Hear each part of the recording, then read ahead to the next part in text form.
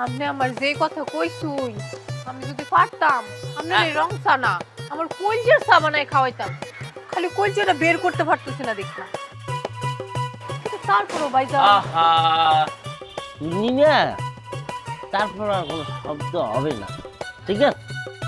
তারপর খালি একটি কথা হবে, সেটা হচ্ছে জীবন থেকে লজ্জা শরম এটাকে বিতাড়িত করতে হবে, বুঝতে পারছো?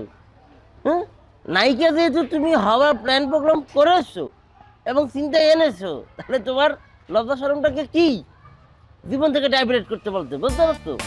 ওই যে একটি প্রবাদ বাক্য আছে না, মাইমুরবিরে বলতো, লজ্জা শরম ভয় তিন শব্দ জীবনে আর নয়, ঠিক আছে? শোনো, ডাইরেক্টর সাহেব তো আমাকে যে কথা বলেছে, নায়িকার যে বিবরণ আমাকে দিয়েছে, টল ফিগার, লম্বা চৌড়া, একদম মানে কোমোডুল ইন্ডিয়া, সবকিছু তোমার মধ্যে কিন্তু আমি পাইছি, বুঝতে পারছো? তুমি কিন্তু হিট নেই। হ্যাঁ, তারপরে যেহেতু ডাইরেক্টর সাহেব আমাকে কল দিয়েছে, পরে আমি কোনো দিকে আর না তাকাই আমি পুরো এডুসি গেছি, যাই আরে আল্লাহ কি বললো, সে আমাকে দেখে ফেয়ার সাইজে উঠছে, উঠে আমাকে বুকে ধরাই ধরছে, তোমাকেও ধরবে। উমাই মাই গো, আমার জন্য ধরো মানে যে খোদা কি বলবো, একটু আগে তোমাকে বলছি না একটি প্রবাদ, লাজ লজ্জা ভয় জীবনে তিন থাকিতে নয়।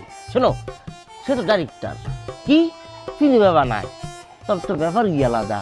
ও, শুনছি পরিচালকরা হলো ফিল্ম বানায়। হ্যাঁ, সে ফিল্ম বানায়। শোনো, একজন পরিচালক তোমার কিন্তু শিক্ষকের মতো, মানে শিক্ষক মানে বোঝো, ব্যবসা তুল্য। মাস্টার। হ্যাঁ, ধরো তুমি তার কাছে যখন যাইবা, তোমার ভিতরে তুমি তাকে, তোমার মনে করো একজন শিক্ষক সমতুল্য বা তোমার গার্ডিয়ান, ধরো সে তোমাকে শিখানোর লাগিয়া তোমার হাত ধরছে, হ্যাঁ, তোমাকে সেই বুঝাবে যে কিভাবে হিরোকে তুমি জড়াই ধরবে, এইভাবে তোমাকে প্র্যাকটিক্যালি সে জড়াই ধরবে, ঠিক আছে? নাচ শিখাবে তোমার সাথে, সে নাচবে, এগুলোকে কিন্তু শিক্ষা হিসেবে গ্রহণ করবা।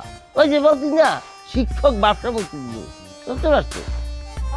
ওর কত সে তোমাকে হাতে কলমে নিজ হাতে সে তোমাকে গড়ে তুলবে, এর জন্য তোমাকে লাজ লজ্জা তো জীবন থেকে বিজয়িত করতে হইবে, এবং তুমি তাকে সম্মান কোনো পিলে তুমি তোমাকে কোনো বাধা দিতে পারবে না, তুমি তাকে